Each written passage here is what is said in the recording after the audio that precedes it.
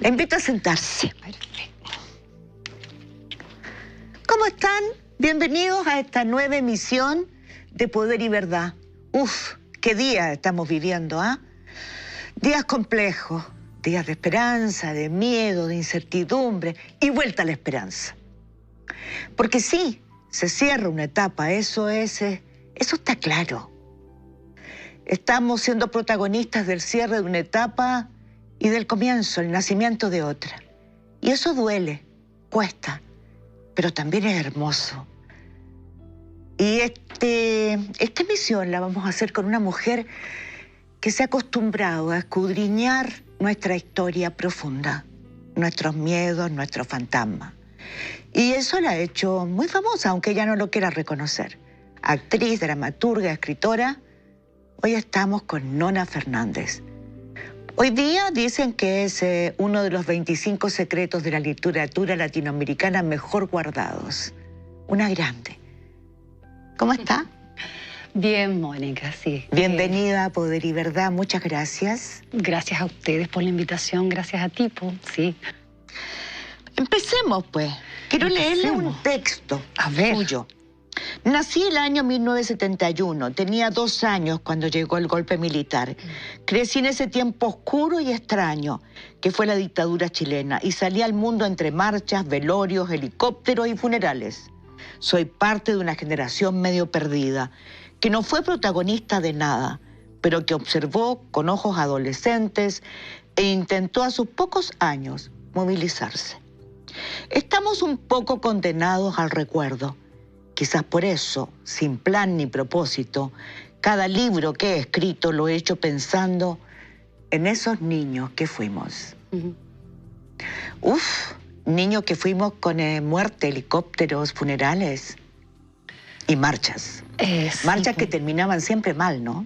Sí, eran tiempos complejos y no teníamos la dimensión de la complejidad de esos tiempos porque era lo que era nomás. Pues claro, éramos niños que crecimos en ese contexto, ¿no? Un contexto que ahora con la lucidez del tiempo y de la historia nos damos cuenta lo oscuro que era, sin duda. Pero también, debo decirlo, éramos niños, éramos adolescentes y vivimos con cierto goce todo eso, porque la infancia y la juventud y la adolescencia son tiempos de goce, sin duda también, digo. No para todos a veces. No, sin duda. Pero hay que decir que me gusta también reforzar eso de que era lo que teníamos, era lo que teníamos. Bueno, uno goza lo que tiene. Exactamente. Cuando puede, ¿no es cierto? Y no es que no se cuestionara porque se cuestionaba, pero también era lo que era. Yo con el tiempo dimensiono más el horror de ese tiempo, ¿no? Con la edad que tengo, con mi vivencia como ciudadana, como mujer, como mamá, como todo, ¿no? Pero a veces también los padres intentan como disfrazar todo, ¿no? Intentamos. Claro, claro que sí. El horror no es bueno para los niños, uno dice, y entonces los disfraza. Dígame una cosa, ¿ese niño sigue habitando en usted, esa niña? Por supuesto que sí. Yo tengo la chiflada teoría de que contenemos todas las edades que hemos tenido alguna vez. Esta señora que tú ves aquí enfrente tuyo... No, pero usted siempre tiene ojos de hambre, de curiosidad. Sí, yo creo que ese es mi niña, sin duda, que sigue encendida, que está ahí dando vueltas, que goza. Que goza, sin duda, que goza. Y que escudriña. Que escudriña, claro. Y que además es bien, a ratos es de un optimismo ingenuo también. Voy a leerle otro trozo suyo. Creo firmemente en la posta de la memoria. Me interesa construir esa memoria colectiva. No la oficial, no la anquilosada en museos o manuales. No la de buenos y malos. No la que tranquiliza y apacigua. La viva. La que hacemos entre todos, hecha retazos, con los recuerdos de unos y otros. Creo en ese monstruo temible e inclasificable que reclama y exige. Porque así son los recuerdos, ingobernables, rebeldes, antojadizos. Se salen del libreto, asaltan desde el pasado y nos hacen entender que el pasado no existe, que es tan solo una inquietante dimensión del presente. ¿Eso es el pasado para usted? Sin duda. Una inquietante dimensión del presente. Contenemos pasado, somos puro pasado. Yo creo que ahí lo que me gusta reforzar es que el pasado está vivo, está presente, y somos contenedores de pasado. Solo somos pasado. O sea, ¿qué somos sino lo que nos ha ocurrido y lo que hemos hecho? Y cargamos con eso, y el presente es tan cortito, es tan efímero, ¿no? Que yo lo estoy diciendo aquí, ya esto que estamos viviendo se está transformando en pasado. Creo que los límites que hemos puesto al tiempo son líquidos, no son reales, son porosos, y el pasado está tremendamente presente. Es parte de lo que somos, es lo que somos, ¿no? ¿Le alcanza para vivir intensamente el momento que vive? ¿Cansa? No, le alcanza. O sea, por supuesto. Yo creo que sí, pues por supuesto. Y eso no quiere decir que el presente no sea importante, por supuesto que lo es, pero siempre lo es en diálogo, y en diálogo con el pasado. Ese diálogo está en usted siempre. Es siempre. No entiendo otra manera de vivir si no es en ese diálogo. Fíjese que el texto que yo le acabo de leer muestra uno de sus motores más potentes que inspiran su obra. La mayoría están escritas a partir y para la memoria, y no cualquier memoria, no solo la suya, la memoria colectiva. Sí. Es bien impresionante. ¿Memoria? ¿Usted hace memoria en un país desmemoriado? ¿Por qué esa obsesión de que nos miremos en el espejo? Yo creo que en concreto porque la falta de memoria despertó mi curiosidad por la memoria, por poder entender, sobre todo en ese espacio de la niñez y de la adolescencia, poder entender lo que estábamos viviendo, que no lo comprendíamos. Por lo menos yo, voy a hablar desde mí, ¿no? Yo no terminaba de entender lo que estaba ocurriendo, y tenía la impresión que después, cuando llegásemos a la democracia, todo ese puzzle de situaciones que habíamos vivido se iba a entender, lo íbamos a comprender, y iba a ser parte de un relato hilado. Y no fue así. Llegó la democracia y ese relato no se hizo. O, para ser justa, no terminó de hacerse. No terminó de hacerse. Y ahí comprendí. ¿Por qué? Lo sabemos, porque esta democracia que tenemos fue una democracia que pactó la memoria, pactó la verdad. Pactó, por supuesto, la verdad, pactó y no la parió. Justicia. No, pues. Es una democracia tremendamente especial, que se levantó sobre nuestros muertos también, y sobre la memoria de nuestros muertos, sin atenderlos, ¿no? Sin hacer verdad y sin hacer justicia. Esa herida, que sin duda es una de las razones por la que ahora nos estamos movilizando y estamos intentando dejar atrás la Constitución pinochetista, es la razón también por la cual la inquietud por la memoria se despierta en muchas y muchos, ¿no? Queremos saber quiénes somos, porque tiene que ver con la identidad. ¿Cómo yo puedo vivir mi presente y lanzarme hacia un futuro si no tengo idea quién soy?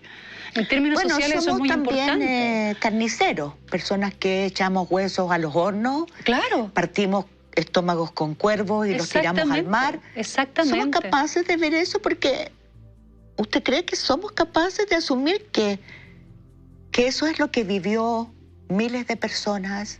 Tristemente hay que decirlo, como nos hemos dedicado a tapar tanto esa parte de nuestra historia, mucha gente es incapaz de asumirlo hasta el día de hoy, pero es necesario saberlo, porque evidentemente esto ya casi es como un cliché, pero no podemos volver a repetirlo, ¿no? No podemos volver a votar por personas que de alguna u otra manera se anclan a esos preceptos, ¿no? Pero lo han hecho. Claro, lo hemos seguido haciendo. Y creo que ahí nosotros tenemos una deuda con la memoria, porque la memoria es un mapa.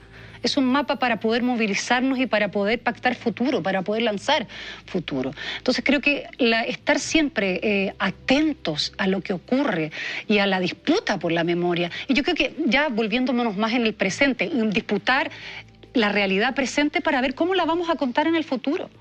Yo hasta ahora, claro, en un país que había estado enquilosado en su historia, nos dedicamos, o me dediqué, estoy hablando como yo y el rey, yo y la reina, me he dedicado a observar esa memoria pasada. Pero en este momento me pregunto ¿cómo la observa? ¿Cómo vamos a contar el futuro? Quiero que me diga críticamente cómo la observa. ¿Cómo observo la memoria? Críticamente, ¿qué hemos hecho mal? No hemos querido recordar las cosas como son, nos hemos anquilosado una memoria oficialista, una memoria que la democracia ha profundizado, ¿no es cierto? Y que no le ha dado voz a todas las memorias colectivas. Se construyen a partir de diversas voces, de muchas voces. Las memorias colectivas no son unívocas, son diversas. La memoria es móvil. Y por lo tanto tenemos que dar espacio a todas las memorias. Hay una gran memoria que para mí es una memoria que no hemos querido darle espacio todavía, y veo difícil todavía que podamos darle espacio, y es la memoria y la historia de la lucha armada en este país, por ejemplo. Esa historia no ha sido contada. ¿Por qué? Hasta el día de hoy ha sido invisibilizada y caricaturizada, porque la palabra violencia en este país ha sido raptada por los poderes fácticos. La palabra violencia, pido perdón por mencionarla en el programa, porque hay que pedir perdón cada vez que uno aquí dice no, aquí violencia. Tenemos libertad editorial. Gracias, Mónica. Lo vuelvo a decir, violencia. La palabra violencia no tiene una connotación negativa ni positiva, es una palabra. Pero la historia de este país ha hecho que la palabra violencia esté cargada de temor, que tenga una carga completamente negativa, porque la descontextualizamos, porque no entendemos que muchas veces la violencia es una reacción para la sobrevivencia, que es una respuesta a la violencia institucionalizada. Yo creo que esa es la razón por la cual la lucha armada en este país nunca ha sido contada, y hasta el día de hoy sigue siendo condenada. Ni de un lado ni del otro. Ni de un lado ni del otro. A ver, yo diría que hay esfuerzos por hacerlo, pero que cuesta mucho hacerlo. Habría que pensar cuáles son esos lados también, cuáles son los límites. Por ejemplo, hay una violencia que empieza con el asesinato del general Schneider, el comandante en jefe del ejército. Por supuesto, sí, por supuesto. Para impedir que Salvador Allende asuma. Y eso lo hace un comando armado de ultraderecha. Exactamente. Y durante los 3 años de la Unidad Popular hubo Patria y Libertad, hubo atentados, hubo mucha violencia. Exactamente. No nos gusta enfrentarnos a esa violencia. No nos gusta, evidentemente que no nos gusta. Pero también hay otra violencia, ¿no?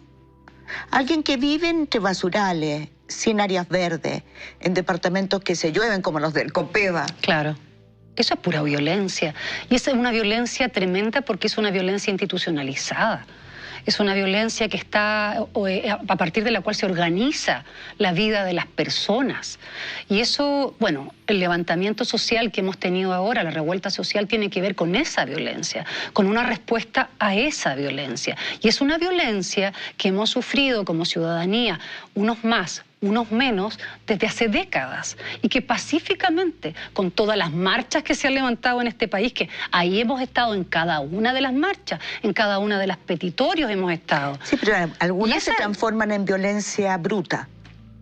¿Y no tendrá eso una justificación? Porque yo también he ido a las marchas y lo he visto. ¿Y no tendrá eso una justificación, me pregunto yo? Años, décadas de una educación como la que tenemos, ¿no tendrá que ver con que la gente... ¿Y por eso tengo que aceptarla? Yo creo que nosotros tenemos que hacer un mapa y leer en el pasado también las razones por las que las cosas se van tejiendo, ¿no? ¿Por qué esa violencia? Se van descomponiendo. No, y por qué también van ocurriendo. Vamos a responder a esa violencia que tiene un contexto, que tiene un porqué, que tiene una historia, que tiene una razón, con más violencia institucionalizada.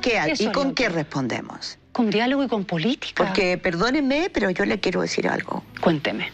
Si uno recorre las calles y habla con la gente, hoy día, después de 2 años del estallido social, de la revuelta, la gente quiere recuperar algo de tranquilidad porque hay demasiada incertidumbre. Por supuesto, y normalidad. Y es esa la labor del Estado. Al Estado no le corresponde ejercer la violencia represiva, le corresponde ejercer la política y el diálogo.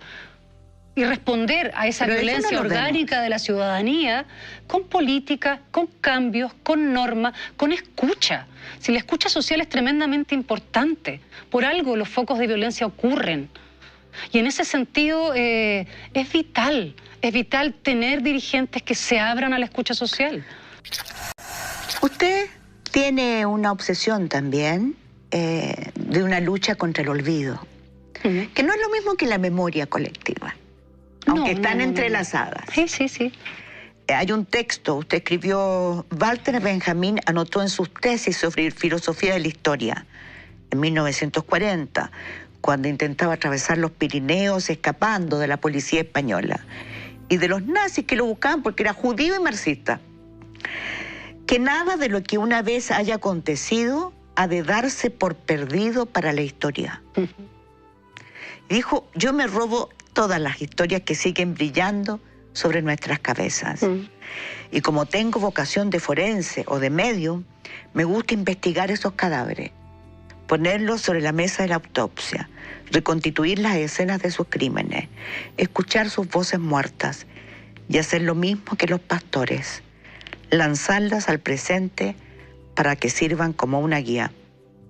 Porque nada de lo que ha acontecido se debe dar por perdido para la historia. Historia, sí, por supuesto. Qué texto más bello el que usted escribió, ¿no? Ay, muchas gracias.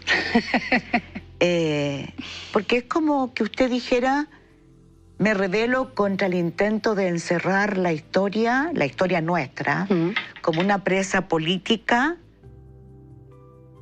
de una cobertura falsa.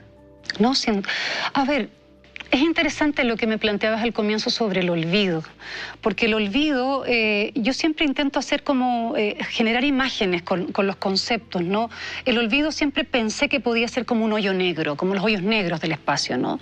Que son espacios donde no tenemos idea, ni vamos a poder entrar nunca, y si entramos ahí nos vamos a perder en eso. Nos comen. Nos comen, exactamente. Los hoyos negros están es materia condensada. Viva. Viva. Por lo tanto, no es que estén vacíos, están llenos de material, mucho material. Y el olvido es justamente eso. No es que el olvido sea un espacio vacío, el olvido está completamente lleno de recuerdos, pero recuerdos que por alguna u otra razón no queremos observar. Por lo tanto, la lucha contra el olvido tiene que ver con eso, con darle espacio, un poco lo que decía antes, a la diversidad de recuerdos que pueden constituir una memoria colectiva, porque todo sirve. Todo el material sirve. ¿Con qué criterio vamos a curatoriar una memoria colectiva? Luchar contra el olvido en este libro que usted hizo.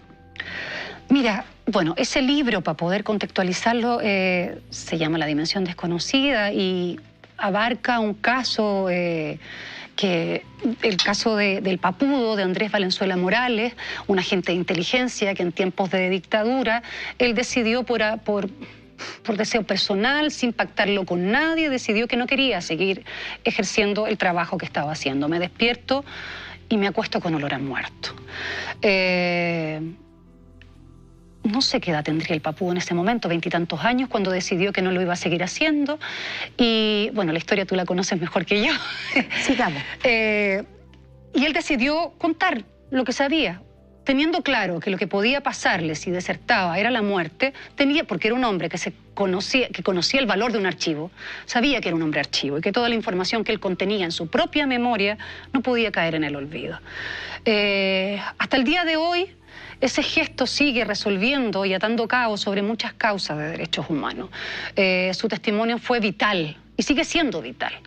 Ese gesto a mí me pareció el gesto de un agente de inteligencia, de un torturador.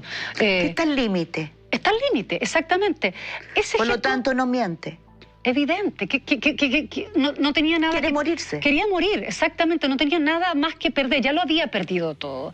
Ese gesto a mí me pareció interesantísimo para lanzarlo al presente, en relación a que hasta el día de hoy hay tanto, lo sabemos, tanto que ya no supimos, tanto que ya el olvido se lo comió porque ya no tenemos las voces de las personas que pueden narrarnos.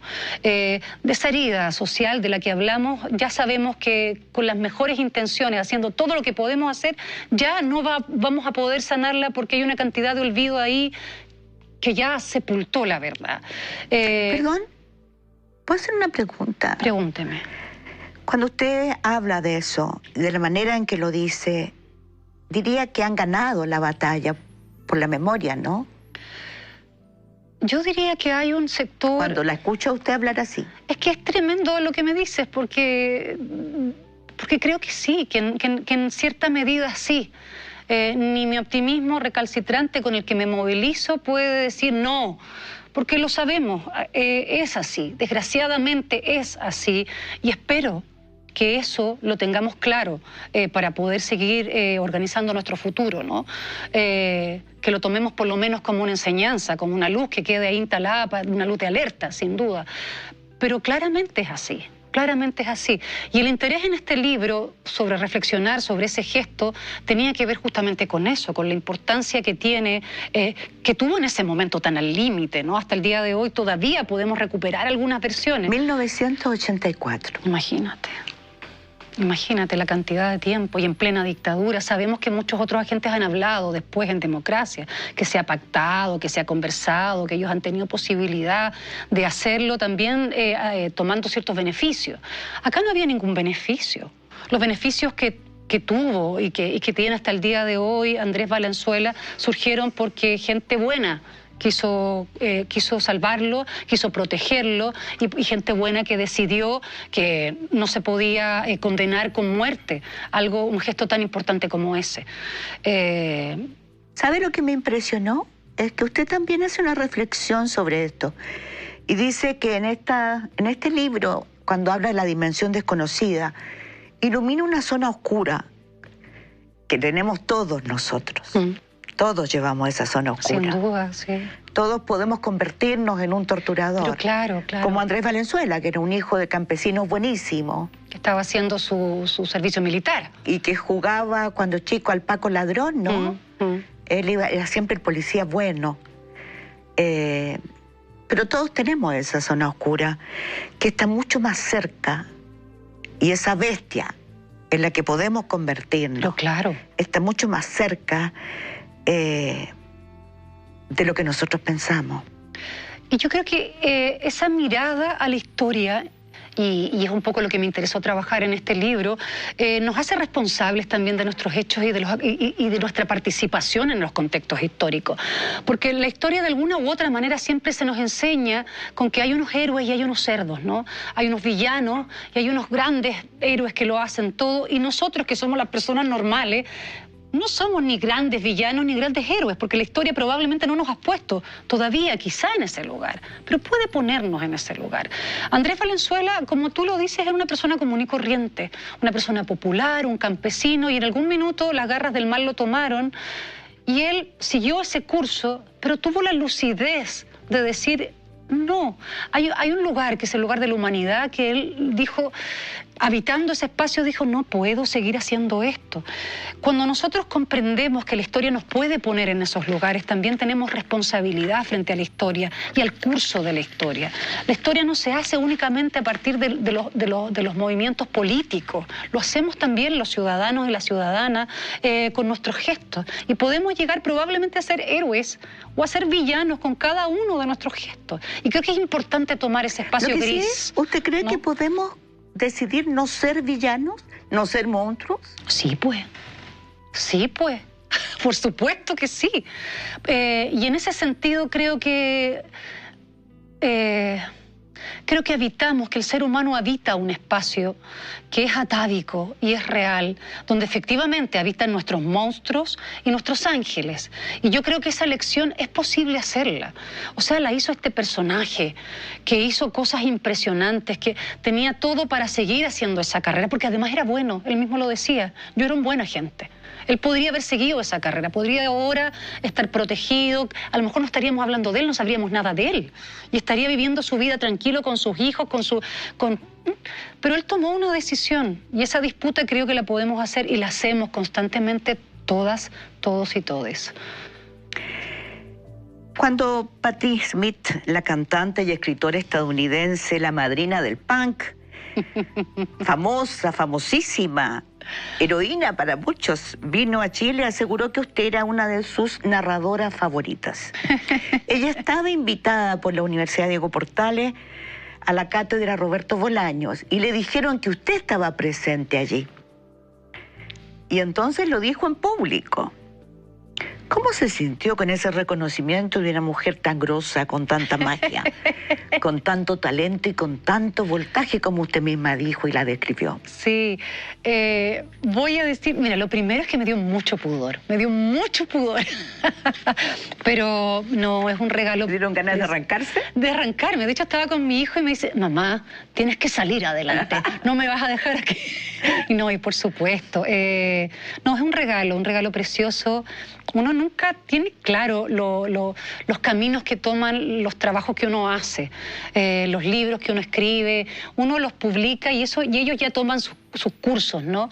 Y evidentemente que Patti Smith, que ha sido una mujer inspiradora para mí desde chica, de pronto sentir que podemos hacer match fue precioso y sigue siéndolo hasta el día de hoy, por supuesto. Un tremendo regalo, esa es la verdad, un tremendo regalo.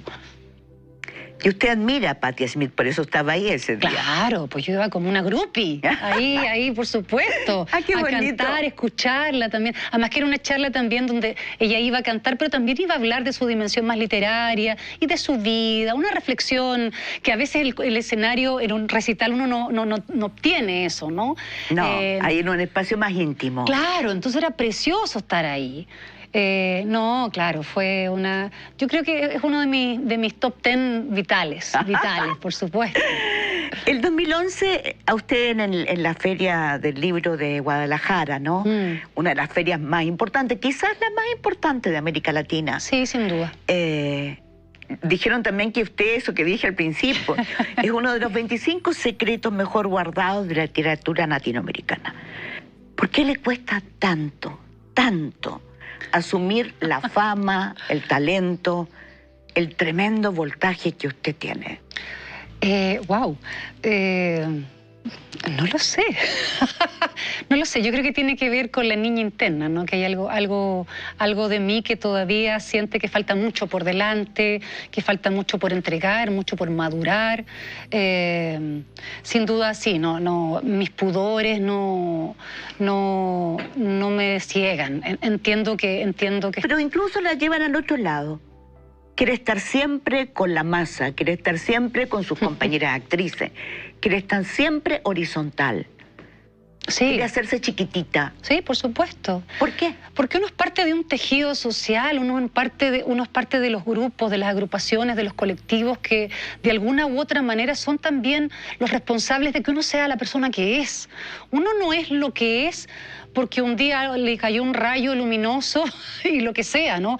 Uno es porque constantemente está aprendiendo del resto, de todas las compañeras, de todos los compañeros, porque está observando lo que está ocurriendo.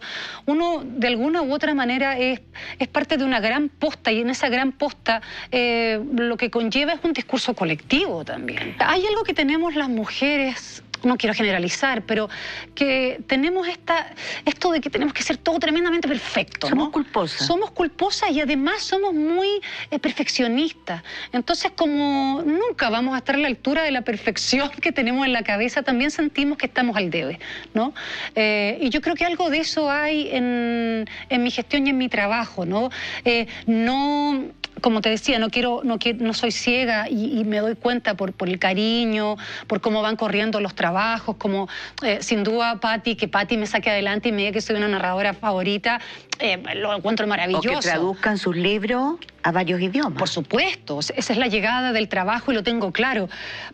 Pero todavía falta, todavía falta. ¿Qué falta? Hay mucho por hacer. No lo tengo claro, y eso es lo más bonito. Eso es lo más bonito. ¿Y qué le falta no hay en otras planificación dimensiones? al respecto, ¿no? No hay ¿Cómo? En otras dimensiones. En otras dimensiones. Yo creo que en otras dimensiones soy una persona bien feliz o satisfecha. No pido tanto, esa es la verdad. Nunca pido tanto. Pero en relación a la creación, que es el motor que me moviliza, que me habita, que me mueve, pero por todo, porque soy una loca en relación a eso, soy apasionada con eso, no vivo si no hago eso.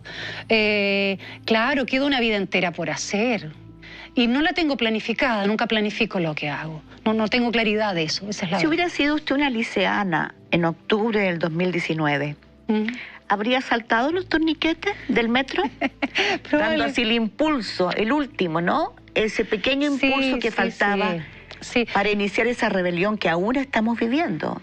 Como liceana yo era muy temerosa, debo decirlo. Siempre he sido la testigo, la que observa. Yo podría decirte aquí, por supuesto que hubiera saltado los torniquetes. Y quizá lo habría hecho, pero creo que habría estado escribiendo sobre eso sin duda. Lo habría estado observando. A lo mejor hubiera ido con mucho temor, hubiera mirado a mis compañeras, las hubiera registrado, hubiera sacado la foto. ¿Tiene temor a los golpes, a la violencia? Por supuesto. ¿A quién le gusta que le agarren a palo? Alguna vez me palearon cuando era niña, no repetiría eso nunca más. Por supuesto que me aterra la violencia. Por supuesto que sí. Y me aterra el abuso y me aterra... ¿Y haberle escudriñado le hace tener más temor aún? Sí, por supuesto. Porque uno comienza a conocer la oscuridad de eso y también la organización de eso. Porque la violencia orgánica, si a mí alguien me grita y yo le chanto un combo, creo que es parte del diseño de la vida. Pero cuando tú ves cómo se articula orgánicamente... O sea, cuando hay una máquina... Exacto, la que crea está tejiendo oscuridad y violencia. La cultura de la muerte, ¿no? Eso es tremendo, porque uno tiende a pensar que no existe mentalidad, que no existe tanta maldad. Y existe. ¿Empezó a sentir esa máquina ahora? Mira, la siento porque creo que es parte de un diseño que no ha terminado nunca de cortarse. Lo sabemos, hemos vivido en un mapa que es un mapa dictatorial. Nuestra Constitución así lo ha dispuesto, es la prueba más clara de eso. Y el diseño de lo que eso implica lo estamos viviendo hasta el día de hoy. No por nada tenemos dirigencias y políticos que están anclados al pinochetismo hasta el día de hoy. Por lo tanto, esas lógicas de oscuridad, de maquinaria del mal, están instaladas. Y de olvido. Por supuesto, si el olvido es la gran herramienta que tienen para expiar culpas, para emblanquecer su propia figura, ¿no? Por lo tanto, sí, o sea, lo estoy pensando contigo aquí, ¿no? Por supuesto que me da miedo. Tengo menos miedo que antes, debo decirlo, tengo menos miedo que antes. Soy más consciente, entiendo más y tengo más fe en la ciudadanía, en la organización social. O sea, ¿se siente arropada? Me siento arropada, evidentemente que sí, me siento arropada y arropo también. Sé que soy parte de esa contención también, que somos muchas, muchos y muchas los que estamos alerta, desconfiando, siempre en sospecha, observando y teniendo la disposición para poner las herramientas que tenemos, las mías son la escritura y el teatro, a disposición de lo que viene. Su obra El Taller de 2012 fue su debut como dramaturga, porque es bien versátil, ¿eh? Fue muy elogiada. Allí interpreta a Mariana Callejas, la agente de la DINA, la esposa de Michael Townley, sí, el agente estadounidense de la DINA, el que participó en el asesinato del general Pratt con su esposa Mariana Callejas en Buenos Aires. Exacto. El último día de septiembre de 1974. Y de Orlando Letelier en 1976 en Washington. En Washington, claro. Interpreta a Mariana Calleja en su taller literario que hacía en su casa, que era también el cuartel Quetropillán de la DINA, cuartel de las armas químicas letales de la DINA, Sarín. Ahí en Lo Curro, en Vía Naranja, 4275, al que acudían muchos literatos que usted conoce, sí, porque eran conocidos y reconocidos. ¿Por qué quiso desenterrar ese episodio? Bueno, porque es alucinante. Para mí, como escritora, me parecía que ese taller literario, que ocurriera un taller literario ahí, donde yo conozco las dinámicas de los talleres literarios, me he formado en talleres literarios, en grandes talleres literarios, con grandes maestras y maestros. Entonces sé cuál es esa dinámica. Y que eso ocurriera en un cuartel de inteligencia donde se estaba gestionando todo esto. Y donde murió gente, donde como murió Carmelo Soria. Exacto, y donde además esto era una especie de una casa, como una casa, ¿cómo decirlo?, donde recibían la visita de otros agentes de inteligencia del mundo. Los cubanos, exacto, los italianos de Estefano de la Chiae. Exacto, y todo esto además los argentinos. Y todo esto en medio de una casa que era la casa doméstica de este par de personas, me parecía alucinante, de un delirio.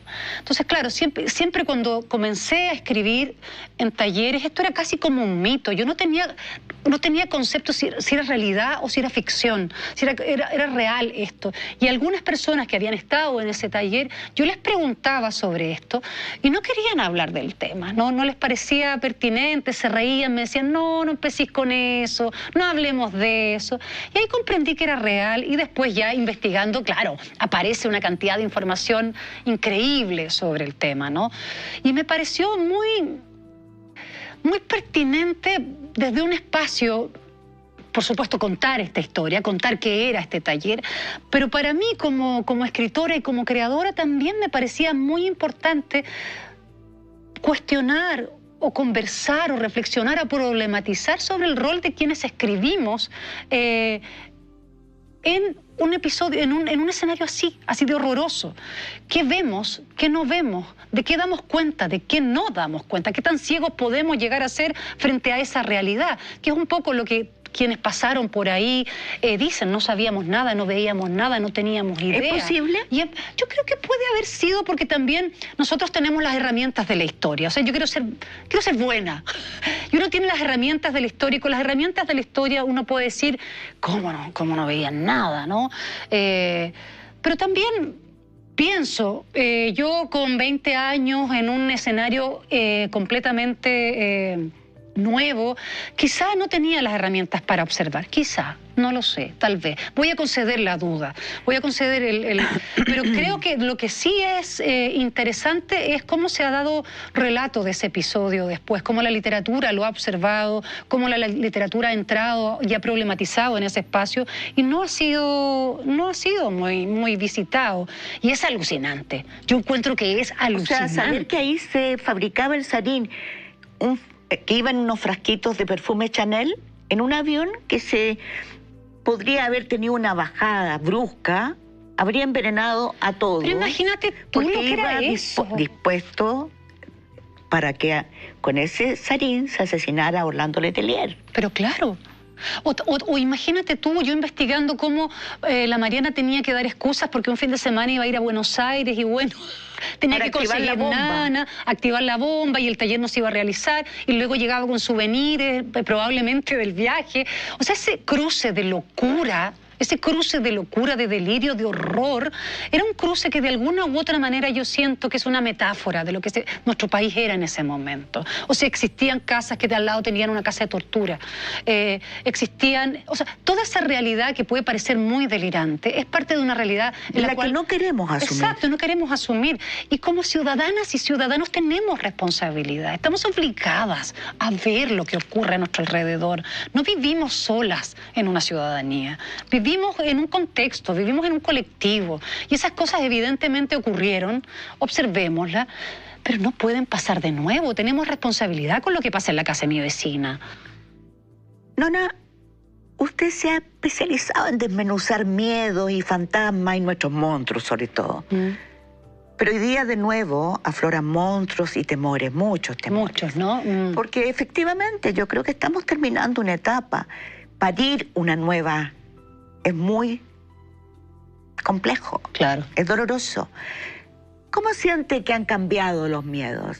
Porque hay ese Chile de la transición que usted retrató en Avenida 10 de Julio, ¿no? Ese que no ha despertado. Que tiene miedos hoy día también. Mira, yo creo que, claro, creo que el panorama que tú planteas es real. Estamos terminando una etapa, estamos en un momento complejo donde algo nuevo está surgiendo. Como todo elemento nuevo, no lo podemos clausurar, categorizar, ni siquiera observar del todo. Sabemos que es algo nuevo. Y todo lo nuevo, sobre todo para el mundo reaccionario, genera mucho miedo, hay que decirlo. Es difícil entregarse a la novedad, es difícil entregarse al vértigo, y estamos en un momento donde estamos de alguna u otra manera en eso, entregándonos también a lo que viene. Yo no quiero aterrorizarme al respecto con respecto a lo que viene y a los nuevos panoramas, a todo lo que las encuestas nos están diciendo. Por favor, no citemos las encuestas. No, por supuesto, porque no son reales. Yo, voy a aprovechar de decirlo aquí. Oye, las encuestas lo único que hacen es darnos a entender lo que el poder quiere que ocurra, no lo que está ocurriendo. Y eso lo sabemos ya hace bastante tiempo, que las encuestas no dan pie con bola. Pero miedos hay. Pero miedos hay, sí, lo sabemos. Pero yo me gustaría decir que no pan del cúnico, como decía Chespirito, que no pan del cúnico, porque lo que hemos establecido hasta ahora es tremendo.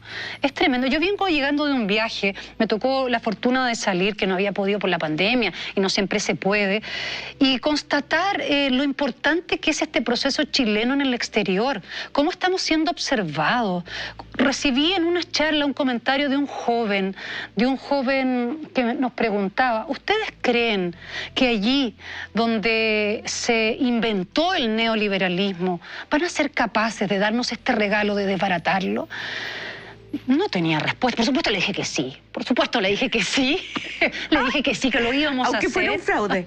Por supuesto. Pero a lo que voy, que ya recibir esa pregunta, me parece importantísimo y interesantísimo que estemos dando esas señales también a otros espacios, a otros territorios, de que es posible movilizarnos y hacer un cambio.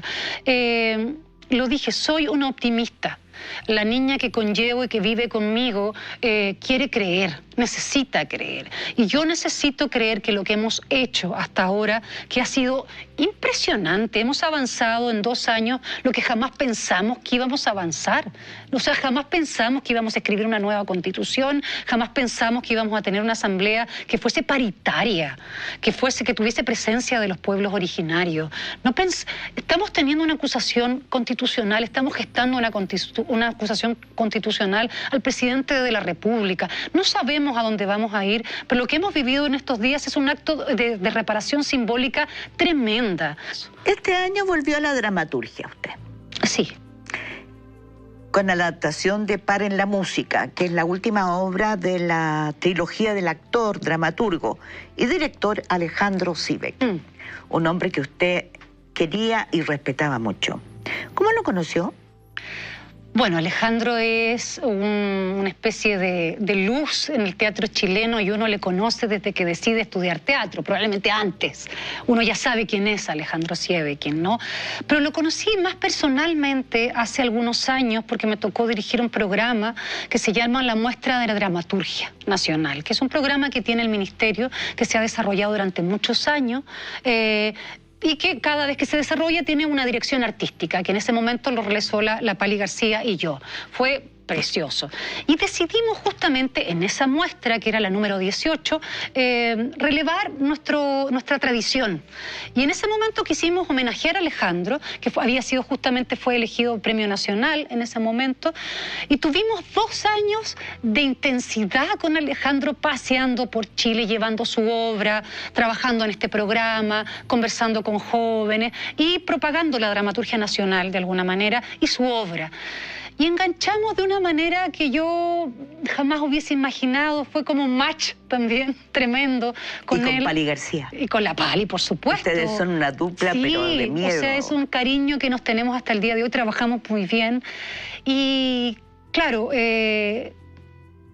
fue un regalo también para mí esa vivencia con Alejandro, un maestro además que no le gustaba llamarse maestro, le daba mucho pudor, y era un joven, o sea, podría pasar aquí horas hablando de Alejandro Sivek y de lo que ha sido mi experiencia con él y de lo que él es. No me gusta pensar que no está, lo que él significa. Bueno, está, ¿no? Por supuesto, si está aquí. Y ese trabajo fue precioso porque de alguna u otra manera fue una posta, fue una encomienda de terminar una obra con 2 o 3 datos que él nos había dado, pero sí, yo jamás escribo por encargo, no sé hacerlo, me cuesta mucho, pero esto no era un encargo, esto era seguir, y fue precioso, y de alguna u otra manera me sentí como una medium, ¿no? Intentando entender las señas que nos había dejado y trabajando con mucho cariño con el equipo y estableciendo ese texto que... Usted forma parte del colectivo femenino de autoras chilenas,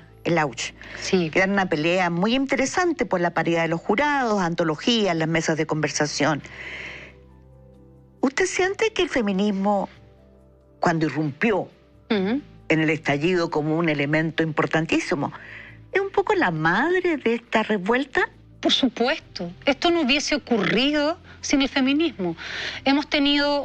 Hasta ahora habíamos tenido muchas demandas autónomas, ¿no? Importantísimas y de gran fuerza. Pero el feminismo fue el bálsamo o el contenedor de toda la revuelta social. Porque le hizo un hilo conductor, ¿no? Por supuesto, porque contuvo todo, porque ahí donde hay una demanda hay una mujer que está padeciendo esa demanda y que está dispuesta a enredarse con otras mujeres y a poder sacar esto como una gran demanda colectiva. Para mí, creo, y de hecho voy a aprovechar de decirlo, creo que lo único que no hemos probado en términos políticos reales es el poder del feminismo en su trabajo. Creo que es ahí donde debemos apuntar en términos políticos, ¿no? A poder dar una presencia clara del feminismo en todo el tejido político que nos va que quiero creer que nos va a organizar de ahora en adelante. ¿Estamos escribiendo? Siempre. ¿Pero sobre lo que nos está pasando? ¿Sobre los monstruos de hoy? El escenario está tan intenso, tan efervescente, que es imposible no escribir. Para mí la escritura es una manera de estar en el mundo, de metabolizar la vida, ¿no? Y en este ejercicio, claro, uno está escribiendo siempre. ¿Qué estoy escribiendo? Soy incapaz de poder denominarlo. No lo sé. No sé lo que estoy escribiendo, pero estoy escribiendo. Hay que registrar, Mónica. Esto hay que registrarlo. Ya sabemos lo que ocurre cuando se disputa la historia, cuando se disputa la memoria. Lo que estamos viviendo ahora hay que saber contarlo. Hay que saber contarlo. Y esa es como de alguna manera... Y hay que vivir para contarlo. Por supuesto. Nona Fernández, muchas gracias por esta charla, por esta pasión, por esta esperanza que le dio a todos quienes nos están escuchando. Porque sí, estamos viviendo este fin de la era y este comienzo de otra. Y más que miedo, hay que asumir que los cambios, que ese Chile que queremos, más justo, más paritario, más igualitario, con espacios para ser feliz, esta vez depende también de cuánto pongamos cada uno en su voto, en sus energías y en su manera de irnos deshaciendo, de ir votando las amarras, el odio y el temor.